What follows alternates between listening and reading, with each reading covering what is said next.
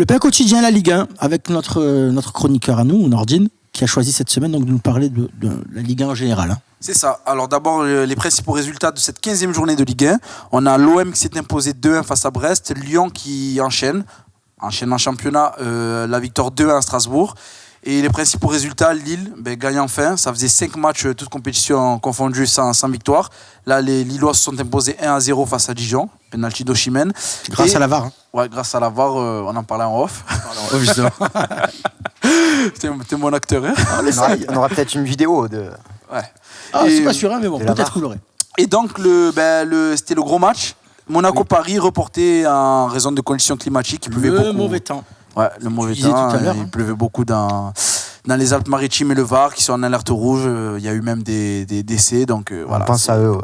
On pense fort à eux et c'est compliqué là, de penser football dans ces moments-là, bien sûr. Bien sûr. Et donc, le fait marquant pour moi, je l'ai dit dans les résultats, c'est la victoire de Lille, enfin, qui gagne. Et pour moi, c'est aussi l'OM qui enchaîne 4 victoires sur 4. C'est la meilleure série en cours avec le Paris Saint-Germain. Et c'est la seule. Où s'arrêteront-ils ? C'est la seule équipe pas avec. commun en France, 4 victoires d'affilée, à part le PSG. Quoi. Je t'explique, à part l'OM et le PSG, t'as aucune équipe qui a fait une telle série. Donc, je vais venir à justement mon topo sur la Ligue 1. Donc, à la base, en équipe en méforme, je comptais mettre Lille ou Rennes. Mais ces deux équipes se sont imposées ce week-end. Rennes a gagné 2-1 face à Saint-Etienne et Lille, comme je l'ai dit, 1-0 face à Dijon. Et on remarque que dans ce championnat, il n'y a aucune équipe qui arrive à faire une série.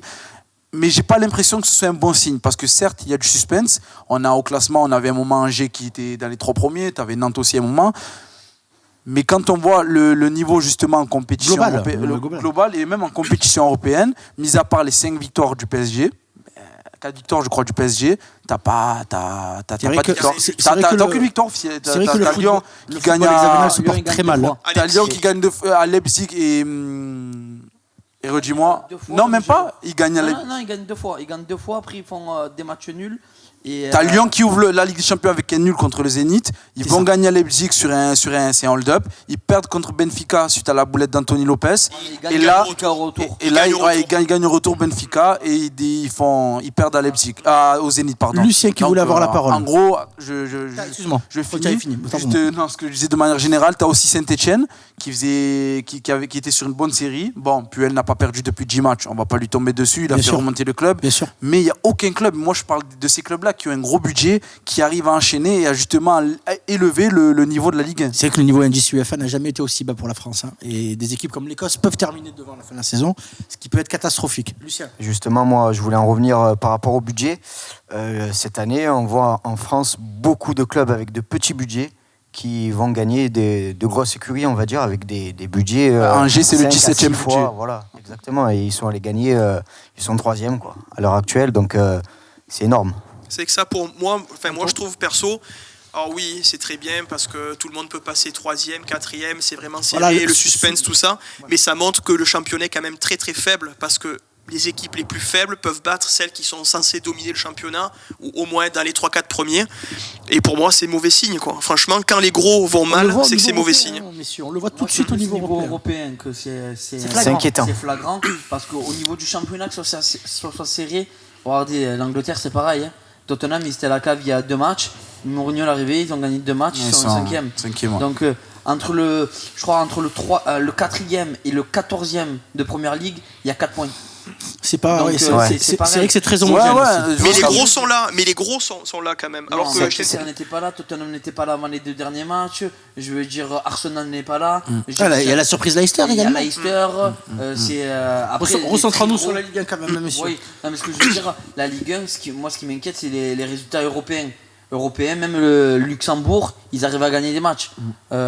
Rennes, Saint-Etienne n'ont pas gagné, ils perdent contre la Gantoise. C'est des équipes européennes qui ont un plus faible budget que toi. Voilà, tu vois, on va parler d'argent, là, c'est pas d'argent. Non, mais là d'où vient ce débat. Parce que si, admettons, tu avais en Ligue 1 les équipes qui ont un fort budget, comme Saint-Etienne, comme Lyon, devant. Mais je te dirais, bon, c'est pas question de tout est normal, mais c'est question que en fait, ces équipes-là. Après, on reste en début de championnat aussi. Oui, on est quand même la 15e journée. On est quasiment à la mi-championnat. Je pense qu'il y a des équipes comme Lyon, Saint-Etienne qui vont peut-être revenir, même Monaco. Alors, est-ce que ces équipes-là, messieurs, n'ont pas raté leur mercato ? Exactement. Est-ce que ces équipes-là, messieurs, n'ont pas raté leur mercato aussi ? Leur mercato, pour moi, c'est la façon de travailler, en fait. Par exemple, moi, je prends toujours un exemple, une équipe comme Reims. Reims, on n'en entend pas parler, mais ça produit du jeu, ça travaille bien, ça fait pas de malin. recyclage. Là, par exemple, c'est sur la continuité aussi. J'ai rien contre lui personnellement, mais Riyad Boudoubouz, ils sont pas allés se casser la tête très très longtemps avant de le chercher. Ils ont fait du recyclage au lieu d'aller chercher des bons petits joueurs, d'aller travailler, de travailler son mercato. Tu parles de Saint-Etienne, on va bloquer Saint-Etienne. T'as Boudbouz ça fait un an qu'il n'a pas joué. Est-ce que c'est pas un faux bon joueur? Je sais pas. Moi, à la base, j'aime bien ce joueur à la base. Tu vois, mais là, il prouve pas. T'as Cabaye. Pourquoi tu vas chercher Cabaye? Pourquoi donc, alors qu'ils ont des jeunes toi maintenant, tu penses que de mettre Cabaye, Mvila en 6, tu lèves Saint-Etienne, tu prends Lille. Lille qui a vendu énormément. Je crois qu'ils ont vendu pour 148 millions. Et je crois qu'ils ont acheté pour 70 millions euros. Ils ont renfloué les caisses, ils ont fait le mercato qu'ils voulaient, ils ont vendu PP, ils ont fait exactement ce qu'ils voulaient. Et aussi, il a le temps d'intégration. Ça n'a pas bien pris. C'est ça, parce que Lille, en fait, de ce que j'ai noté sur Lille, Osimhen qui a 14 buts. Comme un Renato qui a 8 buts, pardon. 8 buts, 14 matchs, 8 buts, pardon. Et à part ça, en fait, il y a peu de buteurs. Tu sais, c'est partagé entre 3, 1 but, 2 buts. C'est le problème de Lille cette année. Là, par exemple, moi, je trouve que c'est un très bon mercato. Osimhen, il est nouveau, il a pété. C'est un très bon mercato, mais après le problème c'est de faire l'osmose. Après il y a des mauvais mercato avec peu de touches, mais ça prend pas. Et puis pour Lille quand même, ce qu'il y a, c'est qu'on oublie qu'il y a 2 ans, ils jouaient le maintien. Et l'année passée, ce qu'ils ont fait, c'est une saison un peu surprise. On les attendait pas, Pépé il marchait sur l'eau, tout ça, ils ont fait second, tant mieux pour eux. Voilà. Quand même. Et là tu vois et là cette année c'est la confirmation, on les attend, il y a les matchs de Ligue des Champions qui se rajoutent. C'est très difficile de confirmer sur une bonne saison, de confirmer l'année d'après. On va passer donc de suite au débat allemand. Merci pour ce débat français. De rien. Pas de quoi.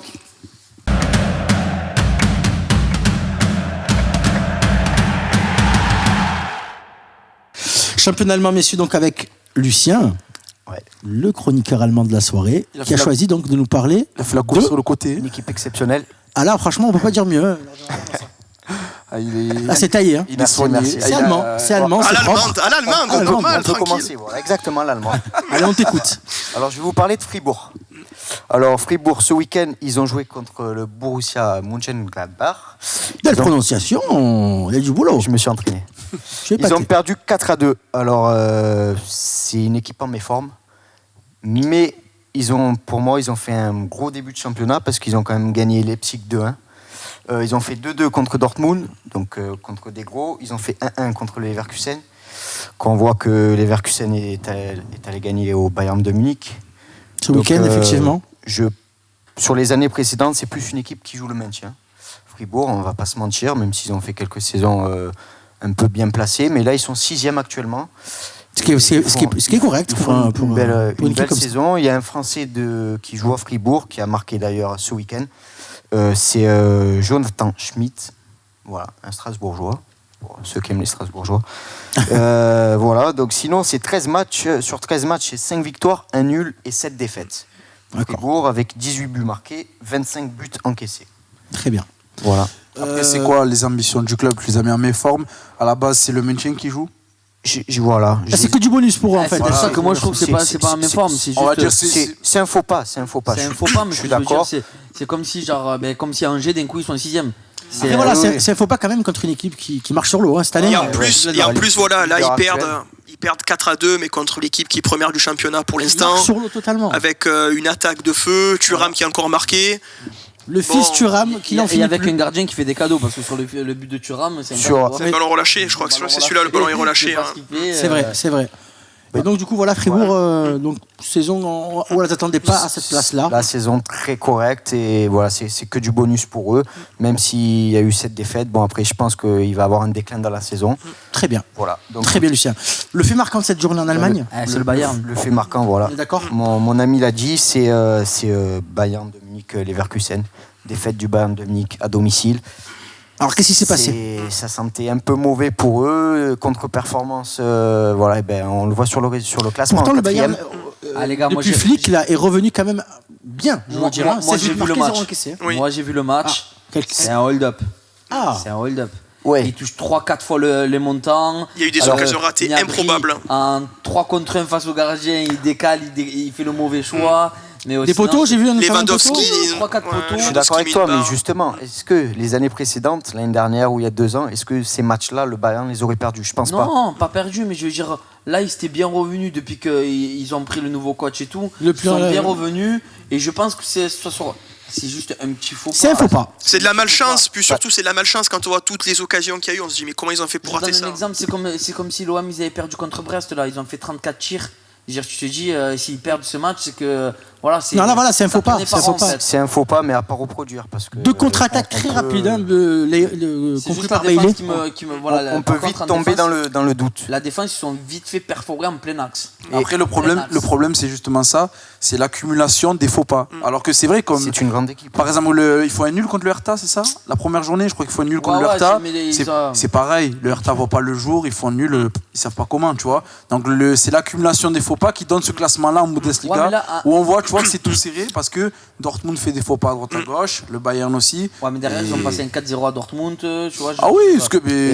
Lewandowski marche sur l'eau. Voilà. Heureusement que niveau attaque. Il fait la ça, je sais pas. Mais de sa carrière, messieurs. C'est la défense, leur point faible, c'est la défense.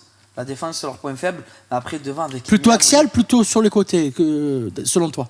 Pour moi, non, c'est axial pour moi. Axial, c'est criant parce que si t'as pas Boateng, t'as Zoule, qui est pas le monstre d'Europe. Et si t'as pas Boateng, Zoule, t'as Pavard. Pavard, il a fait tous les matchs. Mais pour moi, c'est. Et Pavard, c'est ce que je suis en train de te dire. C'est pas la folie, tu vois. Et t'as Lucas Hernandez qui est blessé. Donc, du coup, défensivement, c'est dans l'axe. Parce qu'après, t'as Kimmich qui joue arrière droit au milieu de terrain. Moi, je vais faire un peu l'entraîneur français. Là. Pour moi, la défense, c'est pas seulement les défenseurs, quoi. Par exemple, sur le premier but, c'est vrai qu'ils se font prendre dans l'axe. Mais au milieu, le passeur, il est pas prêt. Javi Martinez notamment. Il faut pas mettre toute la défense, toute la faute sur la défense. Voilà. Ça reste un sport d'équipe. Il s'est fait dépasser par Bailey sur ce but. Mais doublé Bailey, non? Doublé Bailey. Sur le deuxième but, il m'a fait de la peine, Javi Martinez. C'est Luigi, oui. Il m'a fait vraiment. Je crois qu'il avait une charrette derrière lui. C'est ça. Trop esselé au milieu de terrain. Javi Martinez, il n'est pas connu pour sa vitesse. Exactement. Mais attendez, il a toujours été comme ça. C'est un peu un Busquets. J'attends Lucas Hernandez qui revient, parce que pour moi, c'est un très très bon défenseur, très dur sur l'homme. C'est rugueux. Voilà, très rugueux. Donc après, il faudra voir. Mais après, devant, avec Lewandowski, Gnabry, c'est. Ça marche sur l'eau, surtout Lewandowski, messieurs. 32 buts. Même Gnabry, qui c'est qui l'attendait Je voulais juste glisser un petit mot pour le Borussia Dortmund qui s'est repris, qui a gagné 2-1 ce week-end, qui venait de perdre contre le Barça en Ligue des Champions et qu'on attendait. Lucien Favre était discuté pour l'instant. Voilà, je voulais juste. Ah ben, il t'a devancé. Pardon. Alors, faut être plus rapide, monsieur. Parlez ça, on est connecté sur les cheveux. T'as vu que sur Lucien Favre, il paraît qu'il commençait à être un peu discuté avec les mauvais résultats. Voilà, il était menacé et le fait d'avoir gagné. Ça va très vite, les pensées. Ouais. Pour finir, voilà, victoire de Leipzig aussi à l'extérieur, 2-1. Sur le deuxième, victoire de Mönchengladbach. Il faut savoir que la prochaine journée, et ça va être palpitant, samedi, c'est le choc Mönchengladbach. Mönchengladbach. Il a du mal. Tout à l'heure, il a répété pendant 3 quarts d'heure. Là, j'ai un joker. Une fois bien après. Il a oublié ses comprimés. Mönchengladbach, Bayern de Munich. Mais Leipzig, il gagne 3-0. C'est le choc. C'est quand pour les spectateurs? À 15h. Merci. Leipzig, il gagnait 3-0 au bout de 20 minutes. Et derrière, c'était la dégringolade. C'est vrai. Leipzig, 6 matchs. 6 matchs consécutifs sans défaite. Non, mais là, je parle contre Paderborn. Il gagnait 3-0. Je croyais que ça allait finir un relâchement. Mais ouais, mais en fin de match, il tremblait. C'est vrai qu'offensivement, c'est très costaud. Merci, messieurs, pour ce championnat allemand. Ça a été riche. Bravo, Lucien, pour cette première. On l'applaudit quand même. Bravo. C'est la coupe sur le côté, ça. C'est la coupe carrée allemande qui a fait la différence. On passe tout de suite au championnat italien.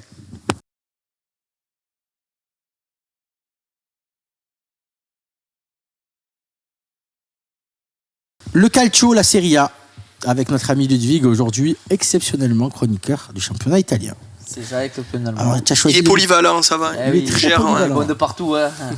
Ça, c'est un dos.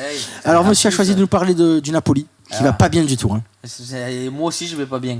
Napolitain, je vais pas bien. C'est vrai que t'es supporter de Naples. Il y a de quoi, il y a de quoi. De Naples. Et là, c'est dur. Qu'est-ce qui va pas Ludwig dans cette équipe? Pour moi, c'est la mutinerie, c'est une guerre interne dans le club. Ça, depuis le 23 octobre, ils n'ont pas gagné un championnat. 6 matchs d'affilée. Crise totale. Et tu joues le titre de base, là tu te retrouves 8ème. Ça devient très très compliqué et c'est une année noire. Une année très noire, je pense. Alors, quelles sont les solutions pour ce club? Le licenciement notamment d'Ancelotti ou le changement de joueurs? Pour moi, qu'est-ce qui va faire que ça va aller mieux? Pour moi, on en a parlé en off déjà, mais Ancelotti, normalement, c'est infusible à faire sauter l'entraîneur. Mais là, le problème, c'est que au contraire, c'est lui qui fait le tampon entre le président et les joueurs. Il fait tampon, et si tu le fais sauter lui, je pense que ça peut être encore pire en fait. Parce que le président va mettre un de ses hommes, et peut-être les joueurs vont encore plus tout lâcher. Encore là, ils ont réussi à. Ou pas, ça peut faire un électrochoc et.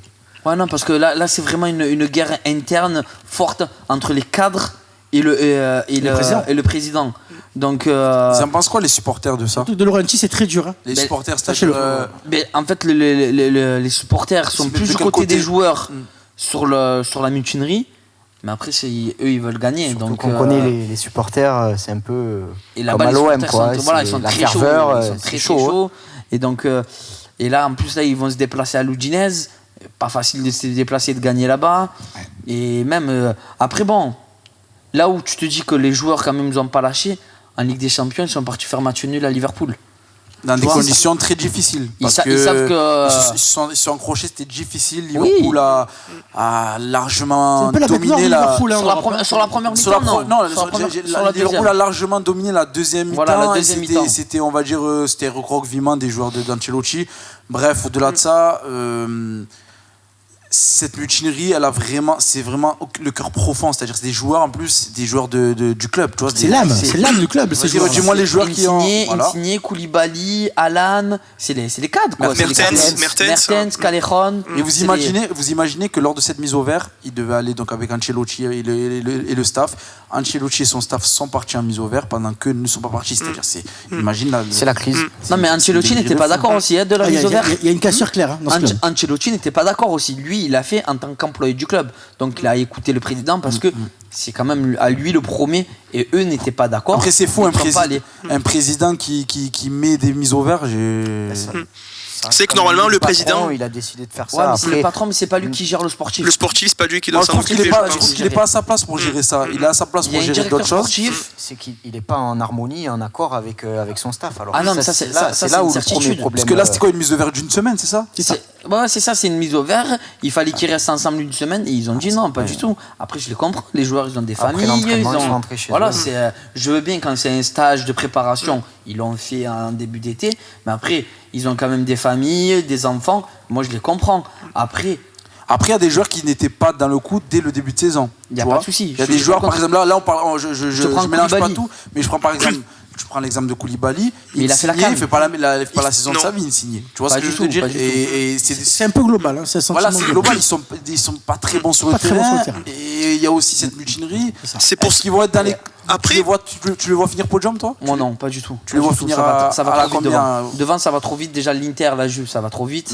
Et après la Lazio part bien. Tu as même la AS Rome, mais la AS Rome continue à gagner. Donc oui, le fait marquant de cette journée en Italie, c'est quand même la pole position de l'Inter, pas d'Hamilton, de l'Inter.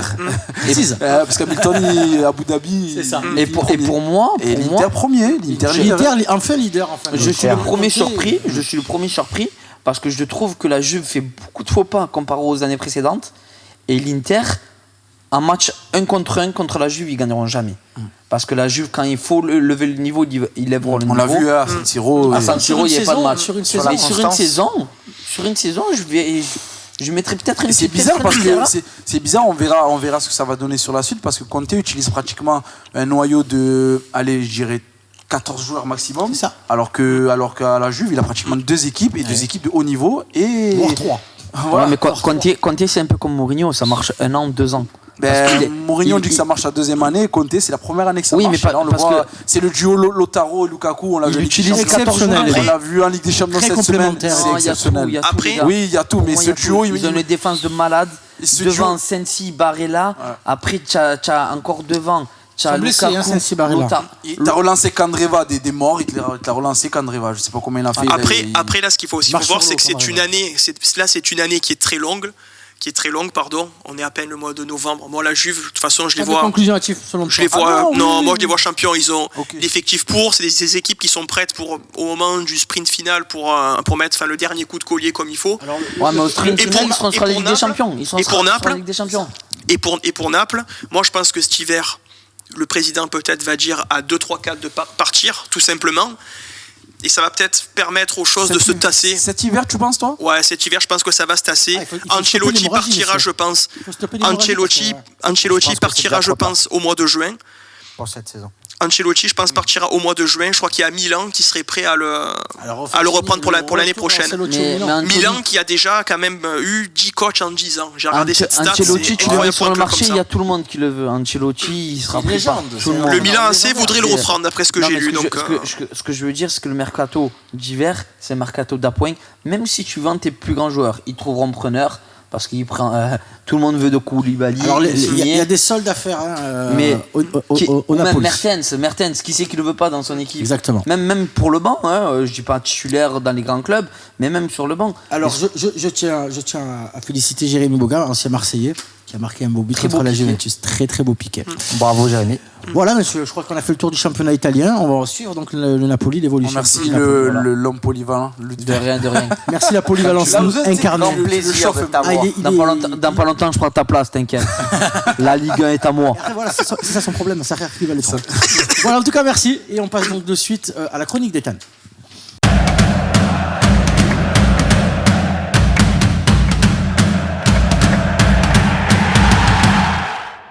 Bonjour à tous et bienvenue dans cette nouvelle chronique jeune. Après la semaine dernière le latéral Van Gnooman, je vous propose aujourd'hui Ryan Gravenberch, un milieu central de l'Ajax d'Amsterdam. Le droitier comptabilise 12 matchs avec les U21 de l'Ajax, avec lesquels il a inscrit 6 buts et 3 passes décisives. Il est aussi rentré 3 fois en jeu avec l'équipe première en Eredivisie. On remarque bien sûr le physique impressionnant du joueur, avec ses 1m90. Contrairement à la plupart des joueurs dotés de telle qualité, il détient une vraie qualité technique, capable de faire de réelles différences. Pour finir, sa frappe de balle est à la fois puissante et précise. On remarque donc un profil comparable à celui de Paul Pogba. Le jeune néerlandais aurait déjà tapé dans l'œil de Leonardo, le directeur sportif du PSG, qui n'est bien évidemment pas seul sur ce coup, avec entre autres le Bayern et Liverpool. Merci à tous d'avoir suivi cette chronique. À la semaine prochaine pour la découverte d'un milieu offensif de Vélez. Bonne semaine à tous et bonne fin d'émission.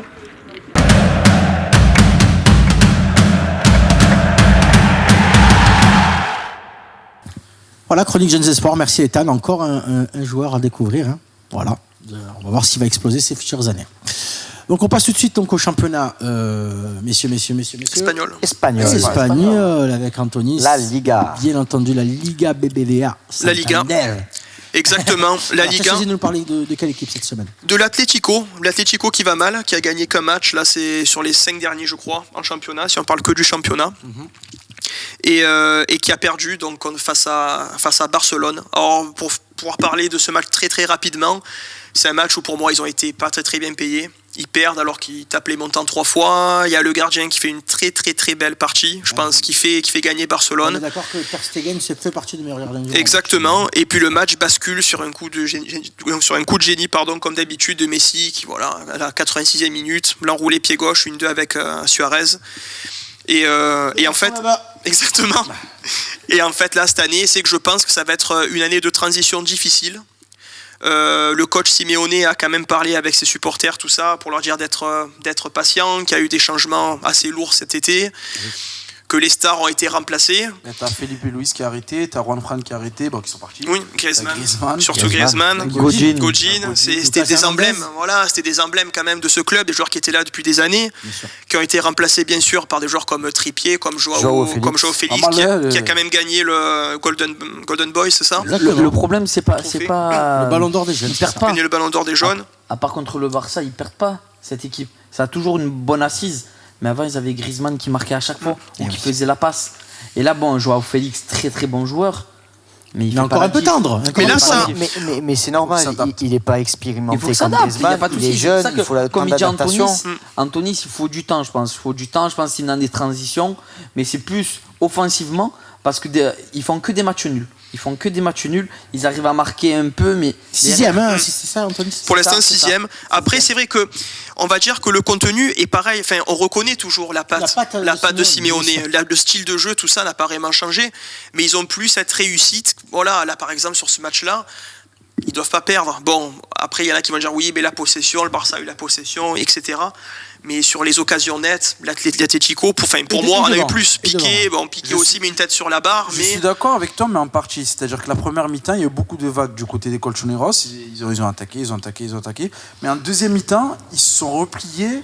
Je ne trouvais pas que c'était la bonne solution, sachant qu'en accélérant, ils ont à chaque fois mis en danger les Barcelonais. Tu as un moment, une relance perdue dans l'axe de Rakitic, un bon pressing. Tu as un moment, après on les connaît, ils pressent très haut, quand ils sont battus sur le pressing, ils se replient directement. Mais tu vois, t'as en deuxième mi-temps, je trouve qu'ils sont trop repliés et du coup, ils ont donné le bâton pour se faire battre. Ils se sont fait punir à la fin. Voilà, parce que le but que met Messi, ils sont bas et t'avais sur le but de Messi non, mais ils ont baissé en intensité tout simplement. Moi je trouve que Morata et qui joue devant et Joao Félix ils étaient déconnectés du jeu, tu vois, et c'était au final c'était trop. Par contre, je suis pas d'accord du tout avec toi. J'en ai parlé tout à l'heure avec Nordin sur le but de comment ça s'appelle de Messi. Ouais.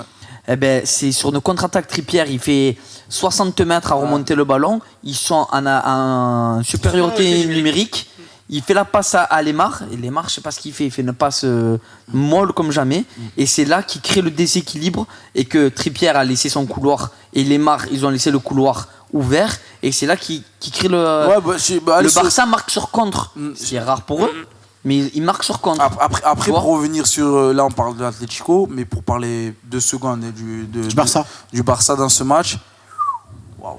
Il y a des choses à revoir, hein. C'est vraiment... Après, messieurs, regardez le Barça, c'est quand même leader du championnat d'Espagne. Ça fait 2 ans que c'est comme ça. Et surtout, c'est toujours premier en Ligue des Champions. Oui, ça tient sur Ter Stegen et sur Messi. C'est pas parfait, ils ont des très grandes individualités qui les sortent. Ah non, mais ça gagnera toujours. Ils ont des très grandes individualités. Tant qu'il y a Messi, ça gagnera toujours. C'est un peu le discours qu'ont eu les joueurs de l'Atlético hier à la sortie du match. C'est comme le Real. Quand il y avait Cristiano Ronaldo, il y avait beaucoup moins de problèmes. C'est ça. Mais sur le rythme, le marathon, on va dire Real, des fois, comme des années, il y avait Atlético, aussi Barça, le rythme est plus calme là. Le classique. Parce que le Real a fait des faux pas.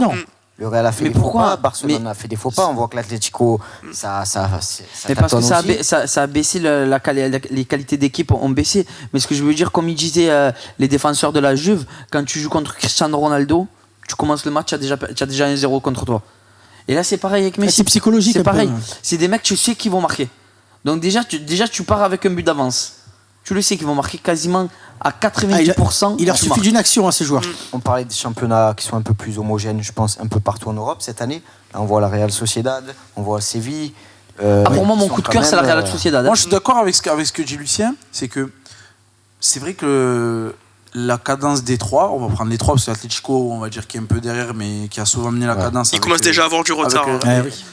Mais le Real et le Barça, c'est pas les mêmes cadences. Elle est moins infernale. Voilà, elle est moins infernale. Et même au niveau, tout simplement au niveau de ce qu'on voit, au niveau du jeu, la qualité du jeu, la qualité du jeu. Bien sûr. Je me régale pas tout le temps à voir jouer le Real Madrid jouer cette saison, c'est beaucoup mieux. Attention, là ils enchaînent, c'est beaucoup mieux. Après c'est cyclique, il y a le foot aussi les gars. Exactement. C'est très cyclique. Oui, là, tu vois, c'est ce que je te dis, tu vois, sur ça. Et pour revenir, il y a des équipes qui talonnent, tu vois, Real Sociedad, qui. Mais tant mieux. Enfin, moi, je sais que par rapport à c'était la saison passée où le Barça, ils ont quasiment joué seul.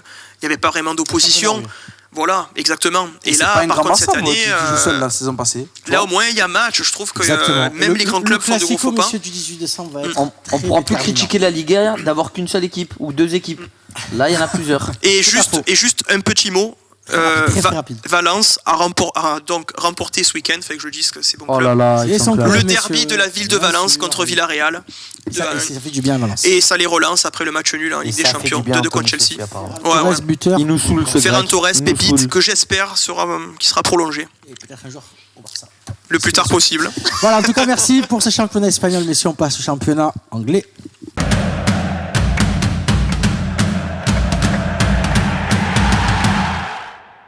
English Time avec donc notre ami Nordin qui a choisi cette semaine de nous parler un petit peu d'Arsenal. C'est ça, c'est la crise chez les Gunners. Avant ça, les principaux résultats. Oui. Manchester City tenu en échec à Newcastle, égalisation de John Joe Shelby à la toute dernière minute. Harry Potter. Et on a des résultats qui vont être aussi dans le fait marquant. Pour moi, c'est la défaite de Chelsea dans le derby de Londres face à West Ham. Arsenal, de partout. Et voilà, Leicester qui enchaîne, qui a gagné 2-1 face à Everton. Donc, Pour moi, le fait marquant, c'est Arsenal qui n'y arrive pas, qui n'y arrive plus. C'est quoi? C'est 10 matchs sans victoire. Malgré Freddy Ljungberg. C'est plus Arsenal, c'est Arsenal. Là, c'est pas mal, ça là. C'est ma blague, il me l'a volé. Il te l'a volé. Il me l'a volé. Heureusement qu'il te la prenne. C'est pour ça que j'ai réalisé ça. Ah ouais, non, mais qu'il te la prenne, celle-là. Elle est cadeau. Elle passe plus chez moi, frère. C'est normal. Il a le don de la dire, en fait. Nordin, continue. Ouais, donc là, c'est Ljungberg qui a repris l'effectif. Emery a sauté. C'était 6 matchs en championnat sans victoire. On s'y attendait un peu, Emery. Ce qui est compliqué cette année, c'est plein de petites choses. Mais voilà, moi, sur l'effectif, par exemple, sur la compo qui va s'afficher, qui a joué hier face à Norwich, donc de partout, de but d'Aubameyang. Il y a des joueurs que je comprends pas ce qu'il faut encore à Arsenal, par exemple, tout simplement. Granit Xhaka. Et pour moi, c'est l'un des joueurs les plus surcotés de l'histoire. Je sais même pas s'il y en a un qui... Et Granit Xhaka, c'est tout le monde le met capitaine, tout le monde le met titulaire, et son apport au jeu est très limité. Pour rien non plus, quand même. Je te rejoins un peu là-dessus. Non plus, moi. Moi, je le trouve pas si mauvais que ça. Moi, je le trouve pas mauvais, mais par rapport à l'importance qu'il est censé avoir dans cette équipe et le transfert qui a été de 45 millions, il est recruté en Allemagne à Schalke, c'est ça? À Mönchengladbach. À Mönchengladbach. Désolé, ouais. Lucien. Donc il y a Xhaka qui est pour moi limite, et voilà, dans cette équipe tu as Aubameyang qui a 10 buts, et ensuite voilà, il y a Pépé. Pépé n'a pas encore signé. Il a une passe D, je crois. Il a 2 buts en Ligue Europa, mais voilà. Pépé n'est pas intégré. Attends 2 secondes. Et Lacazette, c'est 4 buts. Faut laisser terminer. 4 buts, une passe D. Il était beaucoup blessé. Ouais. Donc voilà, c'est compliqué. Saison très très compliquée. Les Gunners, je sais pas où ça va aller. Ils sont 8e là. C'est compliqué, ouais. C'est vrai que cette saison, c'est vraiment compliqué. C'est la défense aussi. C'est surtout la défense. Ouais. Parce que leur attaque, elle marque. Là, ils marquent 2 buts. Si à chaque fois, il faut marquer 3 ou 4 buts pour gagner un match, c'est compliqué. Ouais, même dans leur série, ils font un 2-2 contre Sheffield à domicile. Ils marquent beaucoup de buts quand même. Southampton aussi, 2-2, et ils égalisent à la 90e, Lacazette met 2 buts. Un manque de réussite également, ouais. Non, puis le jeu n'est pas... Non, c'est le jeu. Quand c'est répétitif... Non, mais quand c'est répétitif, c'est plus de la réussite. Sur un match, je peux te dire un manque de réussite. Comme j'ai dit tout à l'heure, le Bayern, c'était un manque de réussite pour moi. Mais là, ils marquent 2-2, ils marquent beaucoup de buts quand même. Je pense notamment au match contre Liverpool, le match fou. Oui, mais ils finissent à 4-4 ou 5-5. 5 partout, ils perdent au penalty. Manque de réussite. Mais non, c'est pas un manque de réussite quand tu prends 5 buts alors que tu mènes de 2 buts à l'extérieur, tu dois verrouiller. Il y a un problème mental dans cette équipe. Et ça reste qu'un match. Moi, je pense qu'au-delà du problème mental, comme tu dis, il y a des joueurs, comme dit Nordin, qui sont pas à leur place. Ils méritent plus d'être à Arsenal. Exactement. Ils méritent plus. Il y a peut-être des jeunes joueurs qu'il faut donner du temps de jeu, de la confiance, parce qu'on savait qu'avec Arsène Wenger, il y avait quand même cette chance sur les jeunes joueurs, aux jeunes. Et il n'y a plus ce collectif, c'est un peu cette... Ça dépend où on met Arsenal aussi. Hein. Mais t'imagines là cette empreinte Arsenal, quoi. Leur équipe hier, c'est Leno dans les cages, Mustafi Luis dans l'axe, Chambers à droite, Kolasinac à gauche, Guendouzi Xhaka, Willock, le jeune Willock en 10, et les 3 de devant, c'est Ozil, Aubameyang, Lacazette. Mais tu te rends compte que Aubameyang se un blesse. joueur comme David Luiz, par exemple, messieurs, moi je comprends pas. Les amis, la charnière, elle a été flashée à 3 km/h. C'est ça. Les gars, je veux bien qu'il y en ait un de lent, mais quand il y a les 2 de lent, c'est compliqué. Je donne la parole à Anthony. Moi, je pense que cet été, en fait, il y a eu le mauvais choix d'homme, autant pour le choix du coach que pour le choix du mercato. Je pense qu'à la place de mettre 80 millions sur un joueur comme Nicolas Pepe, peut-être qu'ils auraient pu miser sur d'autres joueurs et dans d'autres secteurs de... Je l'avais dit dans une autre émission en plus. 80 millions de Nicolas Pepe, c'était beaucoup. Oui. Et mettre ça dans d'autres secteurs. David Luiz, ça va pas. Parce qu'il est pas confirmé. On a beaucoup de joueurs qui sont au niveau. Le seul point positif, je rebondis vite sur ce qu'a dit Lucien, c'est la jeunesse. Et Bukayo Saka, le jeune de 18 ans, très très bon joueur. Il a remercié même Emery, il a fait un beau petit message. Willock aussi.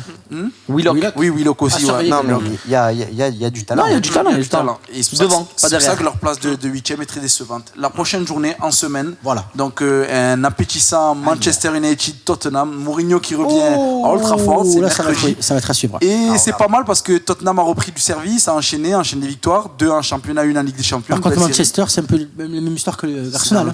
On n'aura pas le temps d'en parler, je pense. Mais Manchester, c'est dans le trou et ça creuse. Hein. On va faire une spéciale Manchester. Je pense la semaine prochaine. On va s'en occuper rapidement, messieurs. C'est vrai. Je te le laisse, Manchester. On dit ça, ils vont gagner 3-0 contre Tottenham. Ça nous arrive toujours. Mais pour eux, pour Manchester, c'est un problème profond. Je pense que c'est depuis qu'il y a la famille Glazer qui est là. Depuis cette époque-là. Depuis le départ de Sir Alex. Ouais, c'est ça. Depuis la famille Glazer, ce club. Merci donc pour ce championnat anglais. Merci pour la précision de vos informations. On va passer donc de suite à la chronique que vous aimez tous, la chronique pronostic.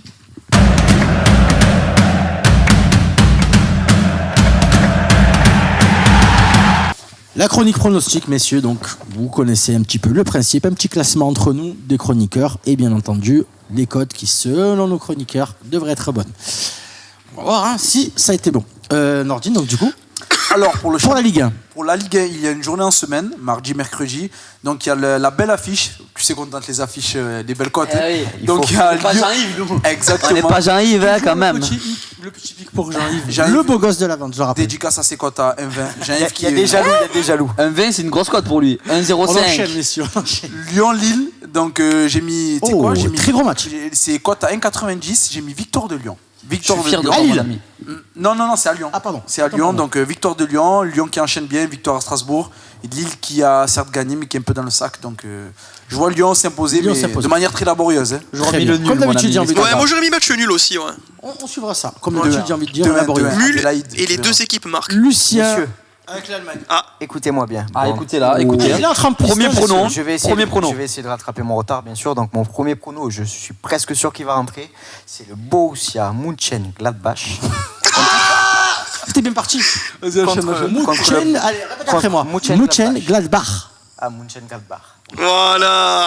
Voilà, mais bon. Guten Les Tag. internautes vont comprendre. Contre le Bayern de Munich, cote nulle. Oh, c'est là, ça c'est match. 4,40. 4,40 le match nul. Le premier contre le quatrième. C'est pas mal, la cote. 4,40. Retenez. Non, Les matchs nuls en Allemagne sont très rares en plus. Moi, je suis d'accord avec lui. Je suis d'accord avec lui, moi. Italie avec le Vig. Ben moi, c'est aussi l'affiche, l'Adio Juventus, à Rome. Mais moi, comme je pense qu'une grande équipe ne fait jamais deux faux pas d'affilée, Victoire de la Juve. 2,35 la Juve. Très bien. Belle cote. Hein. Anthony, très belle cote. Ouais. Moi j'ai choisi l'autre derby de Valence, entre Levante et Valence. J'ai mis Valence vainqueur. La cote est à 2,25.